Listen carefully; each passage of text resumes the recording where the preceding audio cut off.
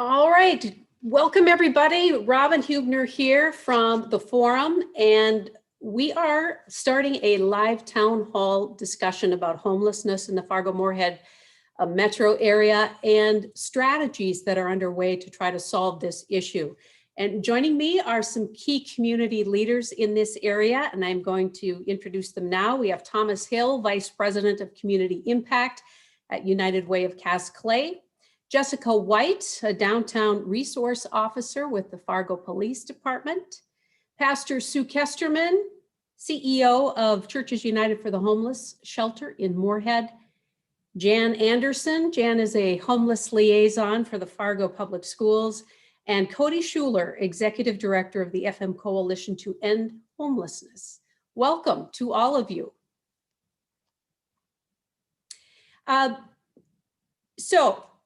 We want to let people know who are watching that they can ask a question of the group if they'd like. You just put it into the chat and Paula, our moderator, will kind of pop in and ask it. But we really want this to be educational. In addition, we also really want to help people understand why it's good for the entire community when everybody has a safe and stable place to live. So we're going to start with you, Thomas. How many people are homeless in our FM metro area, and who are they from a sort of a demographic perspective? Well, absolutely. So thanks a lot, Robin. Pleasure to be here. So what we know on any given night is that there are about 1,022 people that are considered homeless. And this data, this information is actually compiled in part by the FM Coalition to End Homelessness, along with a lot of the folks on this call, as well as many others, including United Way. So again, about 1,022 people on any given night are homeless. They reside in a variety of different settings. Just about 400 of them are staying in emergency shelter. Over 500 of them would be doubled up, staying with friends or family members, could be potentially couch surfing or couch hopping. And then over 100 individuals on any given night too are sleeping unsheltered, places not meant for human habitation. Could be in a park, could be under a bridge, could be in an abandoned building, or in a vehicle, places like that. So again, just kind of for the overall picture, about 1,022 people on any given night. I think what's alarming, especially for us at United Way, is when you think about that, 23% of those that are experiencing homelessness are under the age of 18, so they'd be classified as children. So about 235 individuals, again, according to the report, are under the age of 18. Demographically, I think too, some interesting things show up is that just about 49% of the homeless population, or just about half, is considered Caucasian. The rest being communities, populations of color, which again does not align with the overall community demographics. And so again, what we do know is that homeless disproportionately does impact communities and populations of color as well. Okay, Thomas, let's go to you, Cody. What does that picture that Thomas just painted there, how does that compare sort of from 10, 20 years ago? How has it changed? Thanks, Robin. So first of all, I would say that to piggyback right on where Tom left off, I think that while I don't have the breakdowns off the top of my head, what our trend line would be, but we have always seen that to be disproportionately persons of color, particularly for the last decade. As far as what it looks like for the last 10 to 20 years, the way that we've gathered and reported data in the community has dramatically changed. So, way back in the early 2000s, and we started working with the Wilder Foundation on the Minnesota count. Because of being a cross-border community, we in Fargo would participate in that survey, partly because that was a survey, was a snapshot, a point in time. One day in October on the year of the survey, we would try and interview as many people as possible and try to get a snapshot of what homelessness looked like with demographics and numbers, et cetera.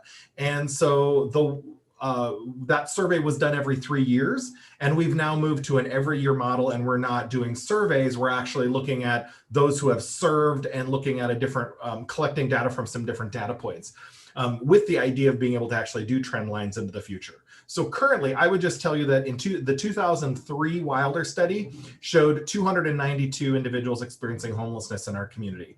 Again, that was based on surveys. That does not count anybody who was doubled up at that time. I mean, there was no way to count those, and Wilder doesn't count those.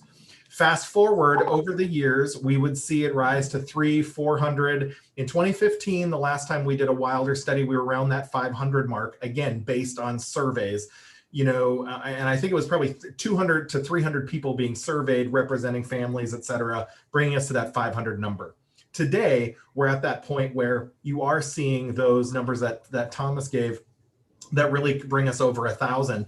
And we are trying to look at using school numbers from the Fargo Public Schools and their other area schools, trying to figure out how many people might be doubled up. And so we know that number now is probably still low when it comes to the doubled up, but that our numbers of sheltered and unsheltered are a little bit more accurate, and that we're looking at those every year now rather than every 3 years. Just based from surveys, we're actually looking at harder numbers. So our data is improving, but that's sort of the trend line we think would be accurate to say that we're starting, under 300 back in the day and are over 1,000 today. Right. Okay. All right. So let's dig into a little bit more of the street level, the hands-on view of things, and the rest of you, the three of you, that's a little bit more your role. So Officer White, we'll start with you. People often point to downtown Fargo as a place where people who are homeless might be a little bit more visible to us. Just how much of your time is spent working with the homeless population downtown? And just give us a little bit of a description, a characterization of how people that you interact with end up in this situation that they're homeless. Recently with COVID and all of those things going on, I would say it's probably increased quite a bit as far as my involvement daily with the homeless population. I think it's very easy to classify anybody milling around downtown as a homeless person, which I think is unfair in some aspects too, because not everybody that hangs out downtown is actually homeless. And those people causing problems downtown are necessarily homeless at the same time too. So I think they kind of get the short end of the stick when it comes to that. And so on a daily basis, majority of the services that are provided for anybody in a situation like that are downtown. And so you can see, an influx of 20 to 100 different types of people coming to downtown just to get services that are provided down there. Sure. I have a question along those lines because, someone named Gabe actually popped into our live chat, and his concern is, and this is what he wrote, arresting people gives them a criminal record. Homeless shelters won't always take people with records, nor will some apartments. Jobs won't hire people with a criminal record. So are we making the problem worse by treating homeless as criminals? And I'm not, sure about that last question there, but I think it's common knowledge that they are fighting an uphill battle if there's a criminal record. It's, how do you get a job? And it's kind of secular. Is it much easier for them to end up on the streets because once they have a record, it's just tough to get a job sometimes? Yeah, I mean, to put it lightly, the cards are stacked against people a lot of times when it comes to that. I think probably the goal of this meeting and this town hall is to talk a lot about partnership and how we as a community can come together and where we sit at the table with all of this. I know the Fargo Police Department and their mission is not necessarily to bind anybody up or get them in trouble for a lot of things. It's mostly to help people. And I always use help as like a wide, broad term, because some people, that I think need help aren't necessarily in the most helpful mode. So sometimes it does result in people getting arrested, but there are a lot of people that work behind the scenes to help people in those situations, whether it's a social worker, outreach, case manager, and we're in contact with those people on a daily basis. I have phone calls with people every day talking about certain individuals that we can maybe help from different aspects. So it's just kind of finding where you sit at the table and what you contribute to it. Officer White, I know that I remember doing a story on you a couple of years ago where you were working on this program or doing this program where people who maybe had some citations for loitering somewhere or drinking publicly or something like that, where you were finding ways for them to work off their fines. Is that still underway and happening? Yep, it is. It's not housed underneath my watch. Primarily, it's working out of Gladys Ray. Just like Okay. every COVID's kind of kicked it in the knees a little bit. But it's still as an option. It's just hard now because a lot of it was revolved in like interaction, cleaning things and stuff like that. So they're doing it as much as they can. It's just, COVID, I guess, is the explanation for it kind of taking a backseat. But the hopes is that they would obviously continue with it. It being an option for people to work off their fines. So maybe they don't have that criminal record or something like that that's hindering them from getting services. And then obviously there's pipe dreams about it evolving into other things. It's just kind of waiting for the time to be right for that. Sure. Okay, Pastor Sue, let's go to you. And I know everybody calls you Pastor Sue, right? So that's what I'm going to use. So at Churches United, how are things looking now going into the winter months? I know local shelters always kind of hold their breath a little bit and worry about being full and what to do when they're over full. How are things looking there? Well, we're very concerned about the onset of winter, as we always are, but COVID adds another layer to that.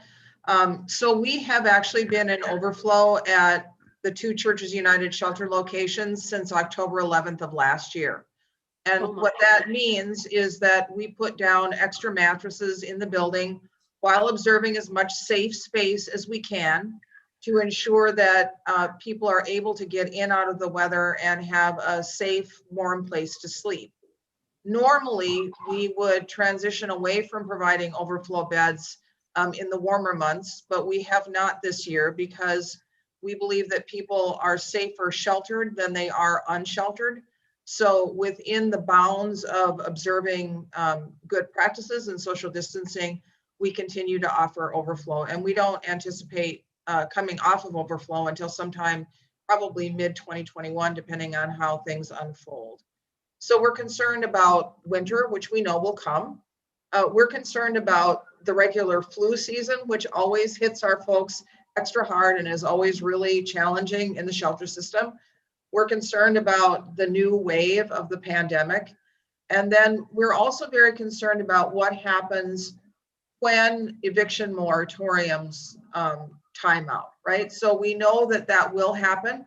We know there's extra resources that have come on board now to assist people in making sure that they don't lose their housing or in being able to make up back rent. But we're very concerned about what happens as we continue to move through the next months. We know that folks are getting hit really hard economically with this.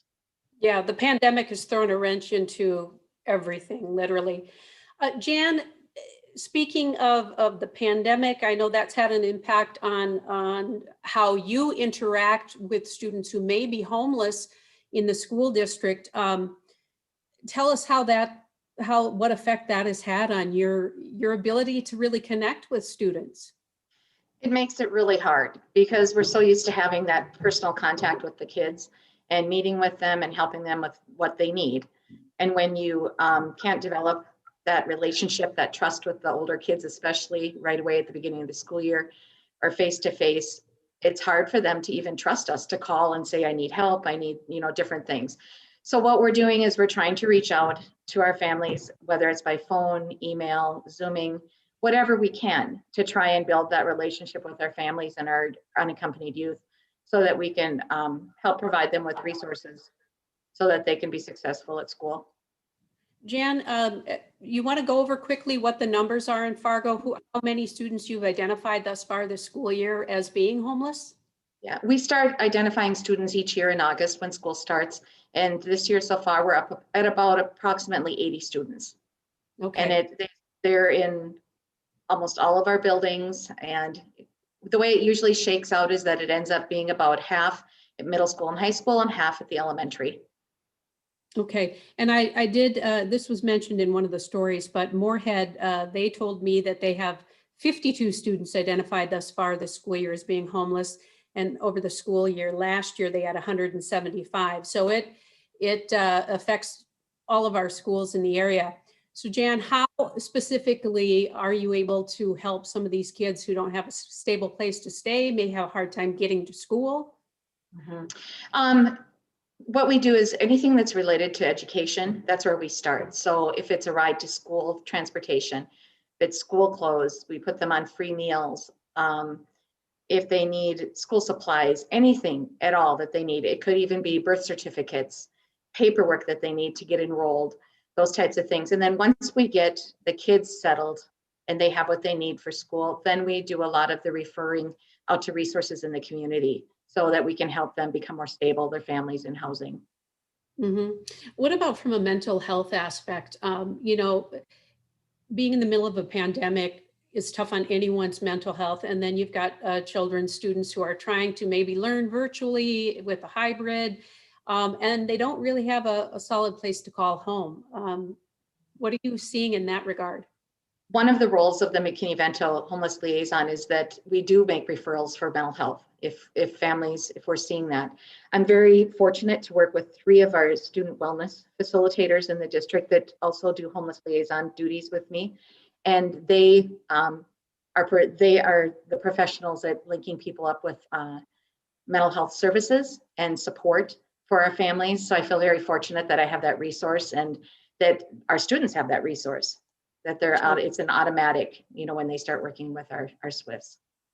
Okay, let's talk a little bit more about how the pandemic has impacted people who are homeless. Cody, if you want to chime in here and then segue into some of the other panelists on that. Yeah, thank you. I think that COVID, obviously, as has been mentioned, has thrown a wrench into everything. And obviously, when that came to homeless services and how we're working to end homelessness, you have to look at the problem that's right in front of you. And our community, we have an incredibly creative, responsive community. I'm always impressed on how everybody comes together. We're so collaborative, and that is no different during this time of COVID. From the moment things started to get wonky in March, we started coming together. Shelters started having weekly calls. We started looking at things. We looked at our state resources on both sides of the border. Obviously, CARES Act dollars come into the picture. And so then how do you spend those dollars and what are we going to do with them? And so I would say that the main thing, at least from my perspective at the coalition level, is that, obviously we all went to living on Zoom and doing these kinds of things. I just, have been so impressed on how everybody came together to coordinate. How are we doing this here, there? How are we spending the money? How are we leveraging dollars for the long run so that it's not just let's spend money on doing something without forethought into how that impacts our next steps. And so that's kind of, from my view, what we've been able to do is really impressive work at a system level. Now, I will say this, lots of mistakes have been made, lots of pitfalls, nothing's been perfect.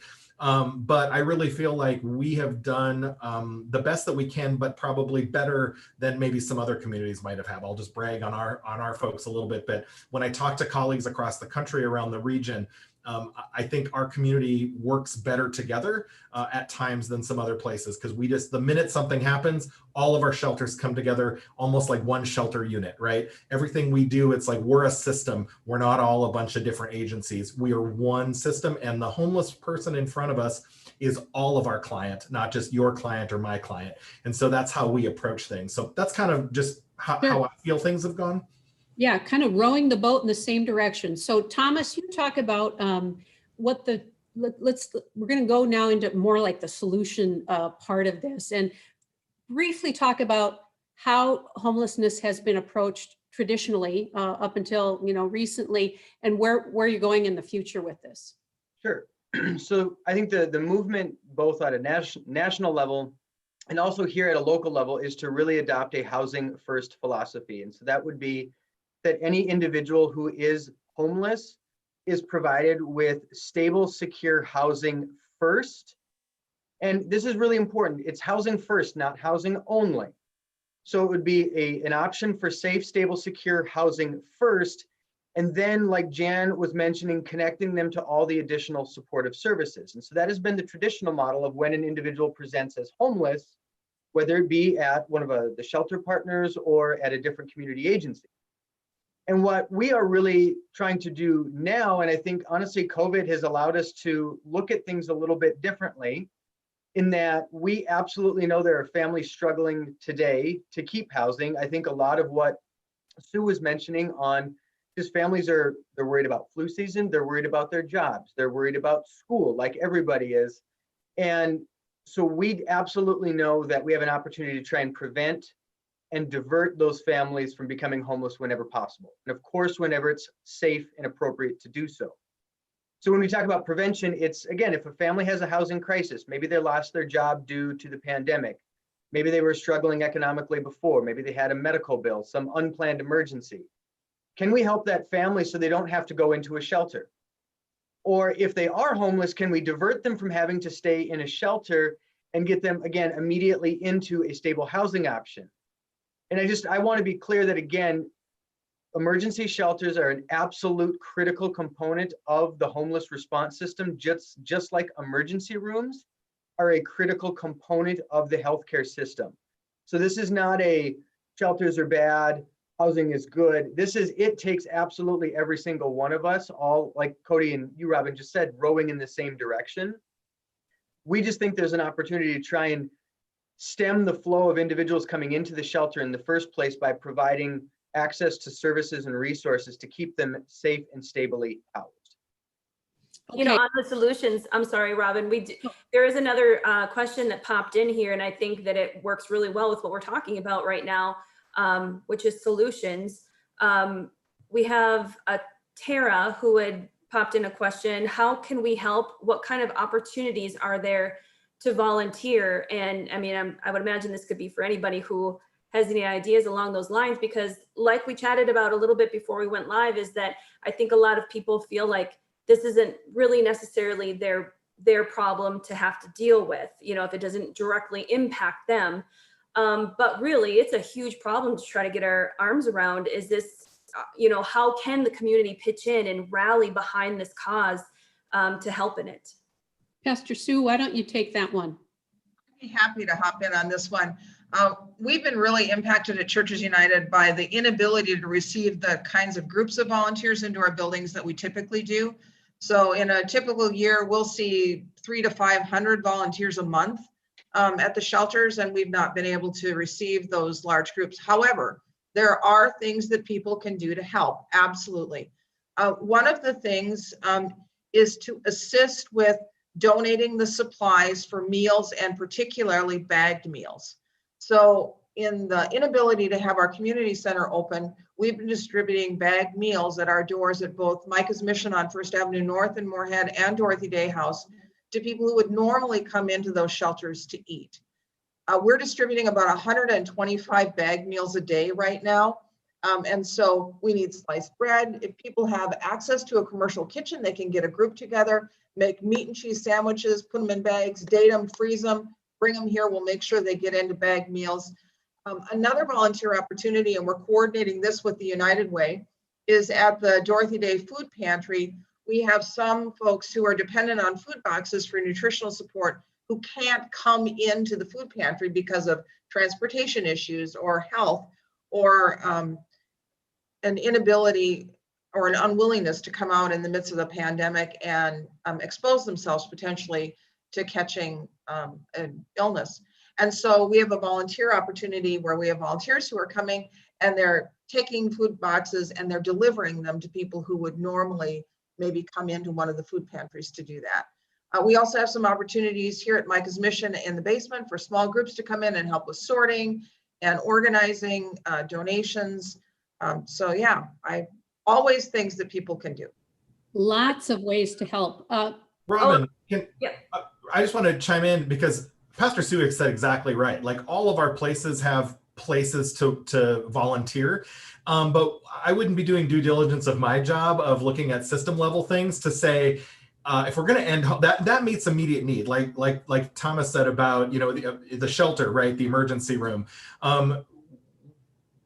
It is imperative that people donate things, volunteer their time, donate money to make sure that our shelters and our services are working. Imperative that we do that. However, we are not going to actually move the needle on homelessness by just simply meeting basic human need. We need to look at those big things. And so I always say, vote.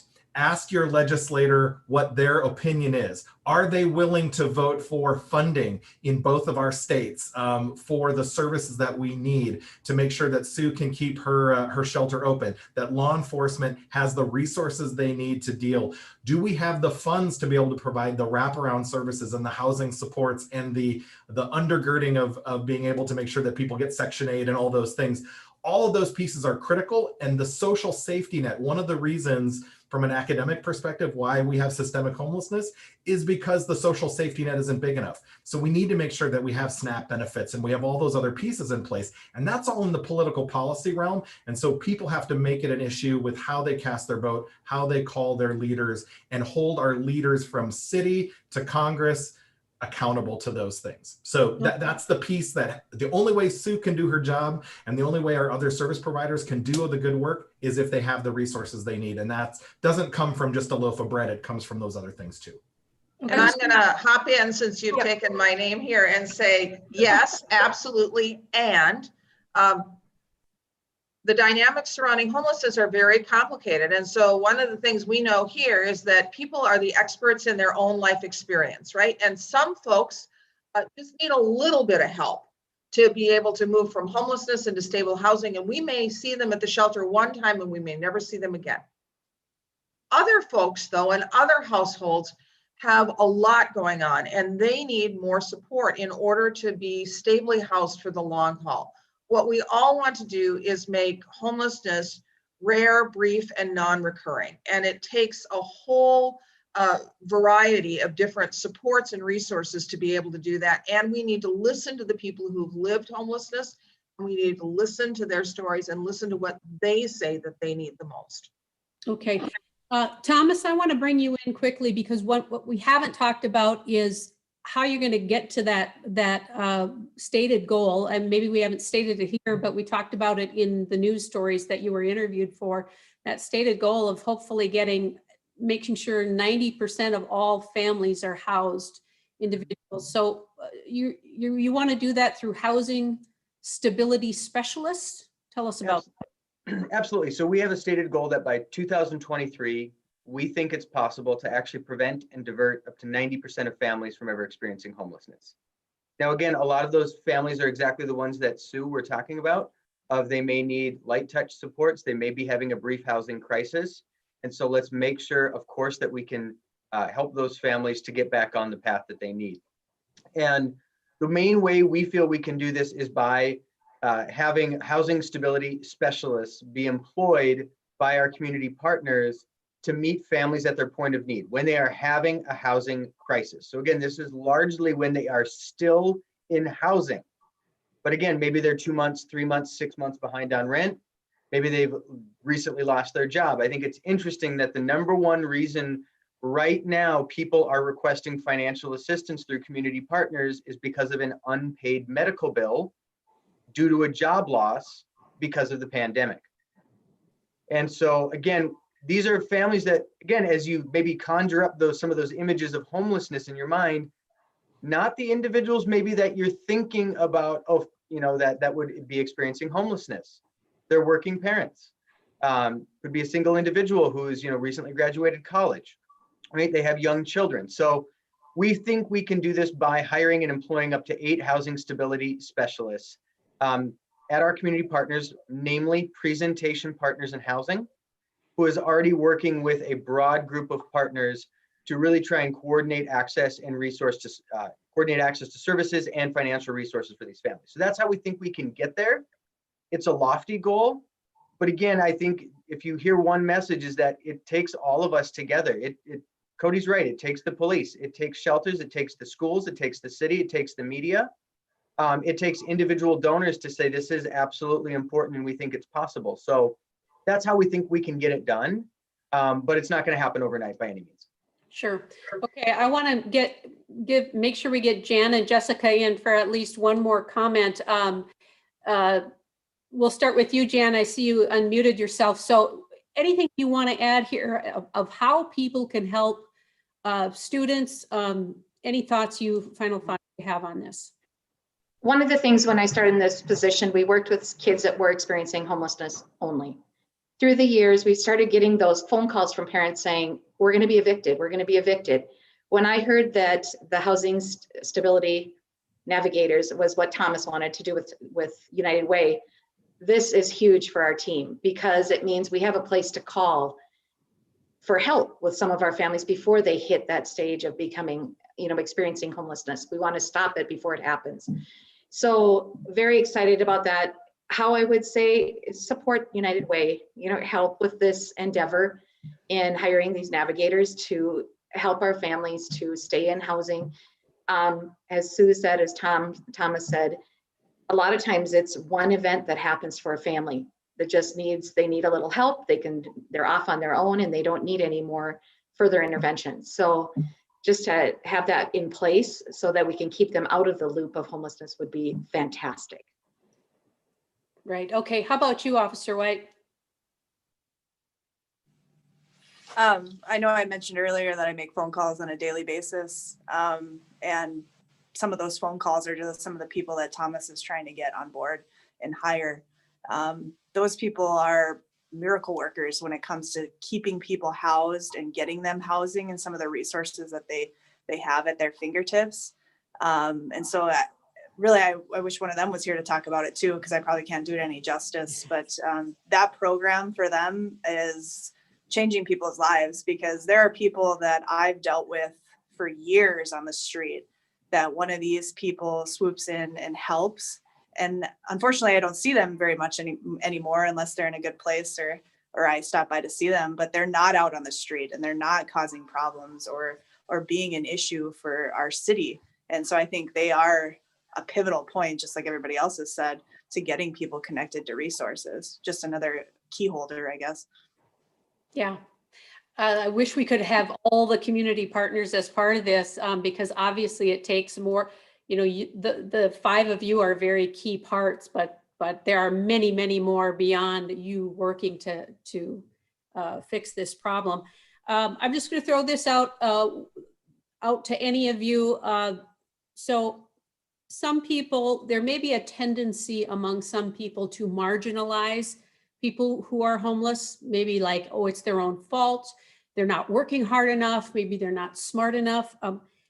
What do you say to change that viewpoint and get people to understand that it really, it's not just that person's issue. It is everybody's issue. Can I hop in? Sure. Thank you. So, first of all, people who are experiencing homelessness are people just like anybody else. If you visit with someone who's experiencing homelessness, oftentimes you'll think, oh, they remind me of my sister or my mother or my brother or my uncle or, fill in the blank, right? The other thing too is to recognize that folks who are experiencing homelessness often have experienced a great deal of trauma in their life. And it takes a period of stability to begin to kind of work on what's next when you have experienced a lot of trauma in your life. And so just think about making the space and the safety for folks to be able to work on what's next for them. And then folks who are experiencing homelessness, in my experience, are extremely resilient and innovative and great problem solvers. You can't survive on the street for an extended period of time without developing some really good problem solving skills. The one segment of folks who are experiencing homelessness that we've not talked about today, and it's one of the fastest growing groups that we're seeing, are seniors 55 and older. And so, we see an increasing number of folks who fit that demographic year after year at Micah's Mission and at Dorothy Day House. And a lot of the time, those are folks who just simply aren't able to work anymore, often have worked minimum wage jobs where they haven't had PTO, they haven't been able to save for retirement. Deteriorating physical health makes it difficult for them. Very, very low income makes it difficult for them. And so I just don't assume that you know what someone else's journey has been, because you don't. Good So point. if I could add to that, aside from obviously the very human way in which I think you can describe and eloquently speak about our friends and neighbors, is that if you look at the data around individuals who are homeless, you look at 2/3 of them have a self-diagnosed or self-identified mental health issue. And again, 42% of them may have a substance abuse disorder, and 42% of them have a chronic health condition. Now, 1 in 10 of those individuals actually has all three. And so again, if you're thinking about how maybe difficult that could be in your own life if you're dealing with something like alcoholism and you're stably housed, now do that while you're on the street and add in diabetes, heart disease, something like that. And then add in some maybe undiagnosed or untreated mental health condition as well. And so again, I think these issues become complex, and it's again, not because they're bad people. Often it's because they have experienced trauma in their life that has gone on and gone for generations. They grew up experiencing homelessness from families that Jan has seen. It becomes normalized in their life. And then they do the best they can. And then some part of the machine breaks down and they fall on hard times. And I think when our colleague Sarah Kennedy has said it best, the longer you're homeless, the better you get at being homeless. And so again, I would just really encourage all of you who are listening and watching this to not think about them as the other, but think about maybe the fortunes that you've had in your own life, the social support structure network of individuals you've been able to reach out to, and think about how maybe you could be that for somebody else, or at least be empathetic to a situation, because they are our friends, they're our neighbors, they're our family members. Yeah. Yeah, Jan? Yeah, Can I I'd add like there? to add, homelessness can happen to anyone.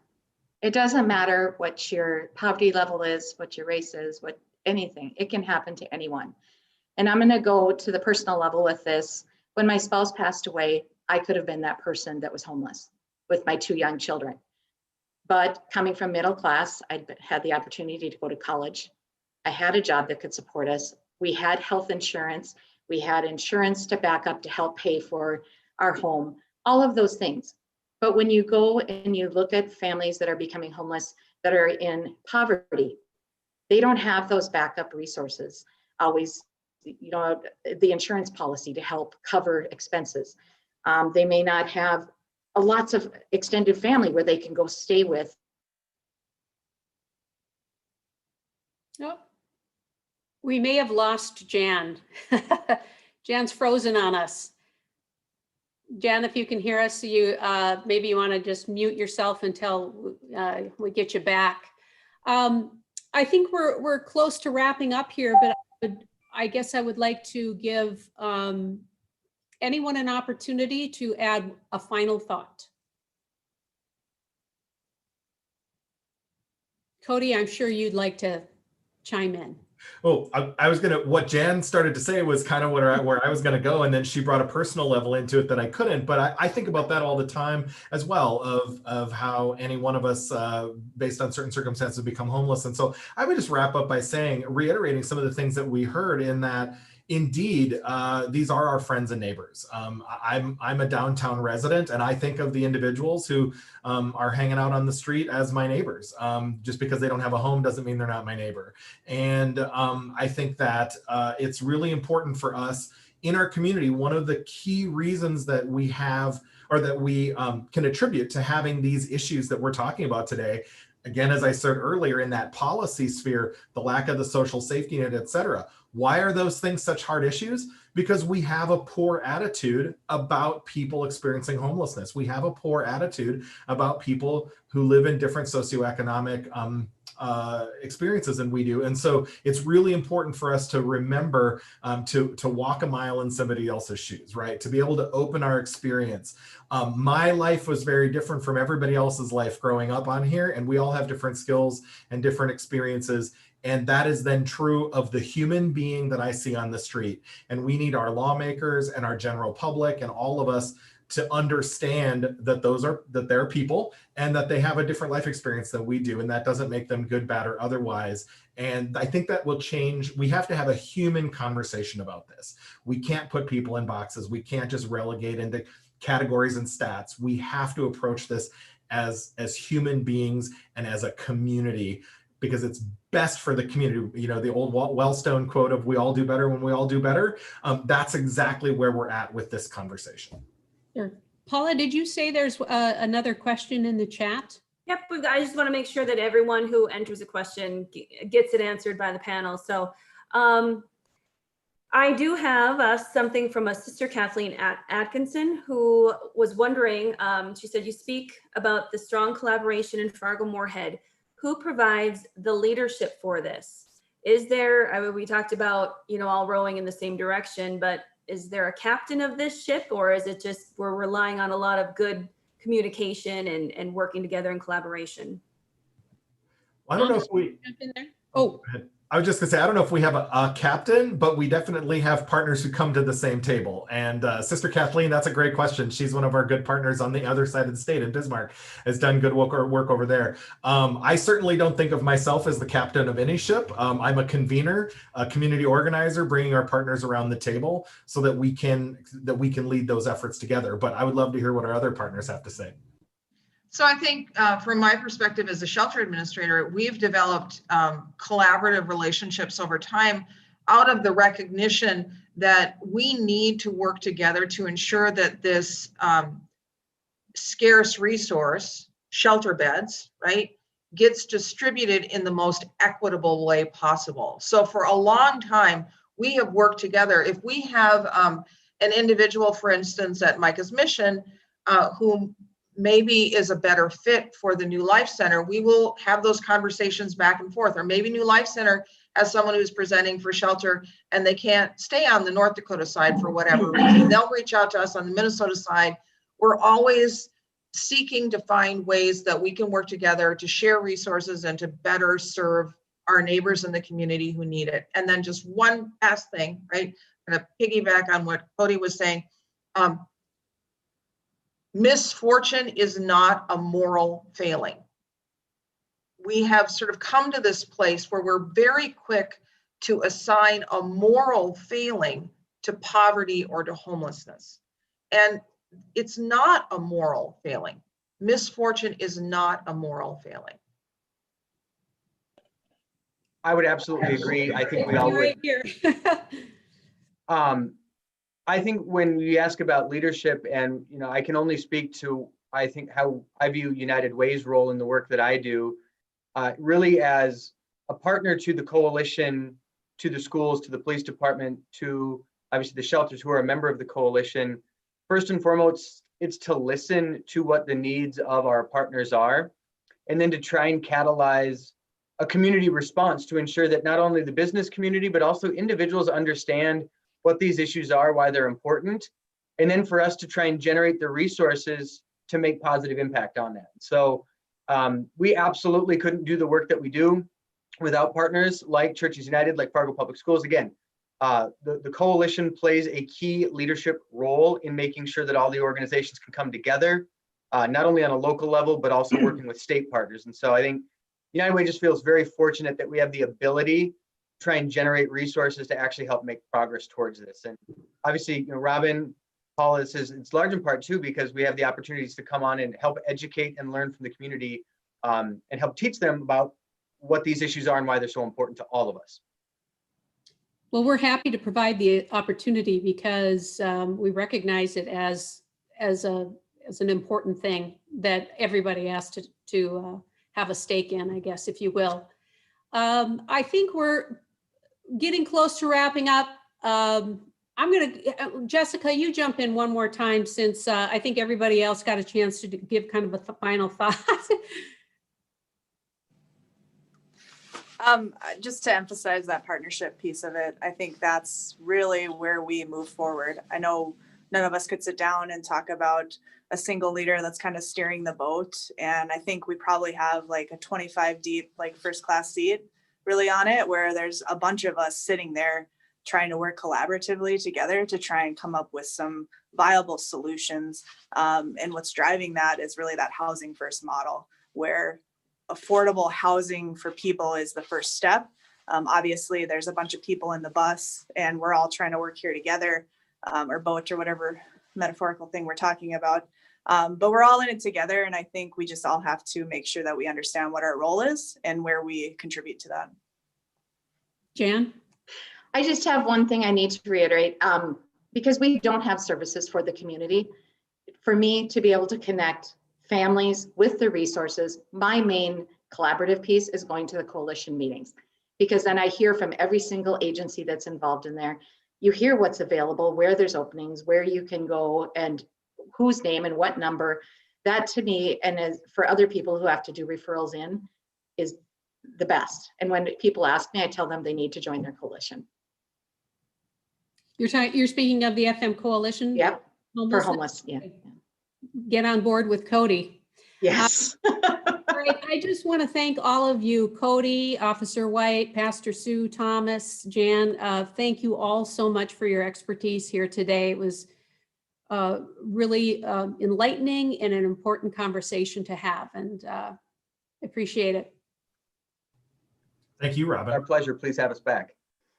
We'll do. We do hope to have a couple of different town hall get-togethers a few times each year, tackling some important issues. And this is our first of homelessness.